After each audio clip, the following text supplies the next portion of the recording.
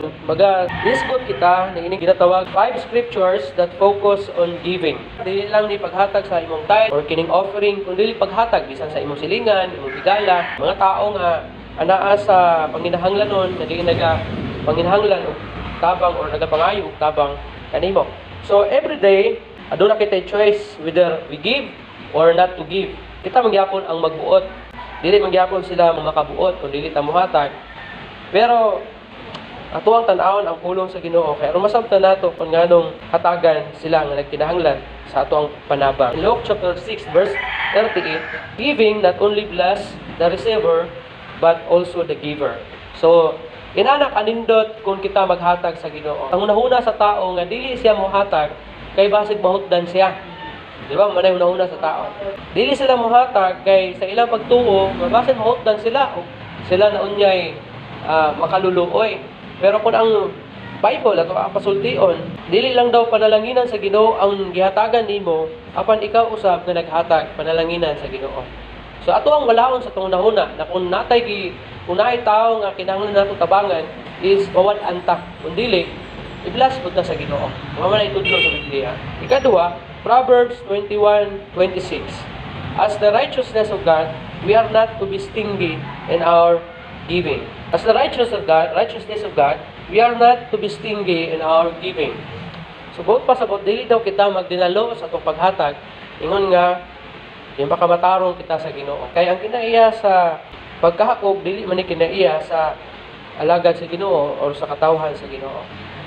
So, unaan lang tayo ikahatag. Nanong ikahakog man nato. Katulo, in 2 Corinthians 9:7, be sure your heart is in the right place while giving.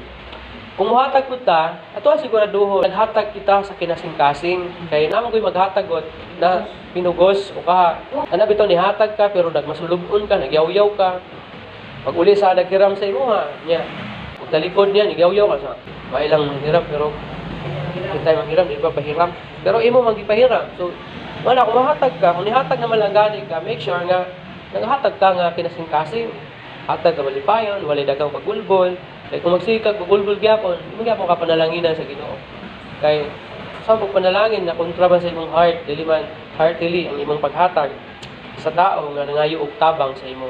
Bisan pag nanghiram, o nangayo bag kamunggay, nangayo bag bisag unsa, o nanghiram ba og kwarta, o nanghiram ba og bugas. Kinahanglan mohatag ka, mopahiram ka nga kinasing-kasing gayon. Kay mao man ginay will sa Ginoo sa tuwa. Na mohatag kita nga kinasing-kasing gayon.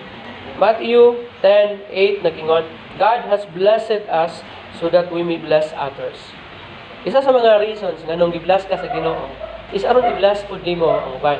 Para aron i-share nimo ang blessing nga gihatag sa Ginoo sa imong adto sa uban ng mga tao.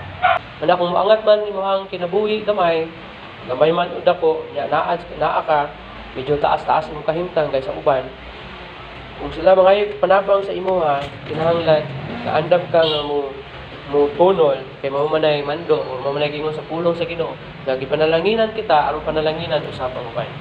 Tatapusan in Acts 20:35, the giver is better off than the one who receives. Hinumduman nato mas maayo ang muhatag kaysa pagdawat, di ba? It's better to give than to receive.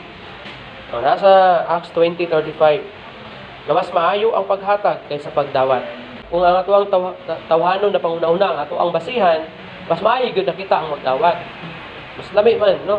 Kay magdawat ka, pero sa biblikal na pagtulon at mas maayo ang paghatag kaysa ang pagdawat. Kaya naman, mas panalanginan ka sa Ginoo kay ikaw nga naghatag. Although gibda sa Ginoo tong gihatagan, kay gihatagan ko.